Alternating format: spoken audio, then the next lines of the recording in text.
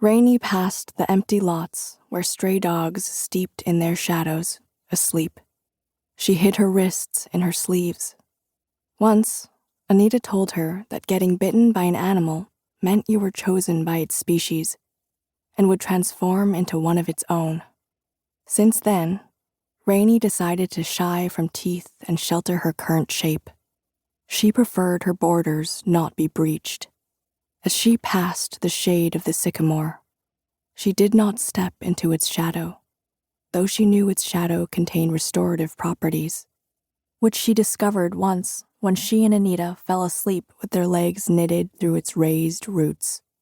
They woke up hours later with perfectly exfoliated skin and no eczema on their knuckles.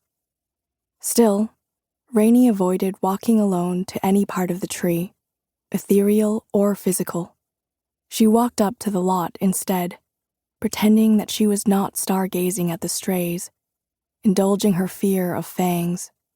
She told herself she was walking in a straight line to the grocery store to buy a pair of new flip-flops for her mother, who insisted on the sanctity of clean feet, which had been violated by Rainey's hourly regurgitation of sand onto their carpet. Rainey's mother disapproved of her eating sand, even after Rainey said, in truth, she was repeating Anita, that eating sand was actually good for certain birds, since it provided important friction in their digestive system. Maybe in the next life you'll be birds, but not this one, her mother said. In this one, you have a bad chin and good manners. Buy flip-flops only. Before Rainey was allowed to go to the store by herself, before she was accompanied by the weapon of red thread around her neck, she used to go with her mother and brothers on certain free evenings. One of her mother's favorite stories, which were few. She tended to accumulate stories like seeds, but never planted any, took place when Rainey was little and used to sit in the shopping cart as her mother pushed her through the seafood section. The whole back of the store was bright with displays of fish, some filleted and some still zipped into their skins, others gargling in tanks. According to her mother, Rainey had pointed at every fluorescent display and mumbled, "Working, not working, working, not working." It took 7 trips before Rainey's mother realized this was a precise system of classification. All the foil-bright fish swimming in tanks were working, and all the fish flayed on banks of ice were not working. Working, not working. Rainey didn't have a word for living. Whenever she saw Anita greet the sycamore by rubbing her haunches on its trunk, Rainey wanted to turn away.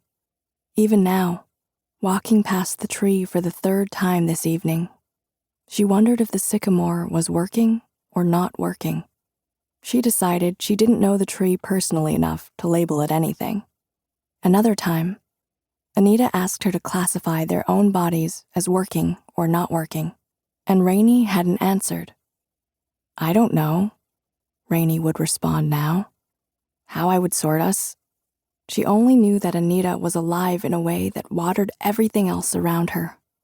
Alive with such generosity that she gave it away without knowing, resuscitating the sycamore and the sidewalk and the walls of the duplex that cleaved them apart. And a part of Rainey wanted to not be touched by it, wanted to function without feeling everything, feeding its history. Anita wanted to tackle those fish tanks to the ground, release the fish, and render the hallways into rivers, but Rainey was relieved to walk away from those shallow fish eyes, their foggy jelly. Those fish eyes gaped at her, pickled and unknowing, forever static in their tanks, safe where she stranded them. When Rainey left the seafood section first, threading herself through the dairy aisle, Anita stayed behind with the aquatic species, circling the same lobster tank, waiting for Rainey to return. Since they'd decided to be dogs, Rainey was at least comforted by the knowledge that Anita was waiting for her. Every morning by the door, just like a stray, her mother said, waiting to be fed or pet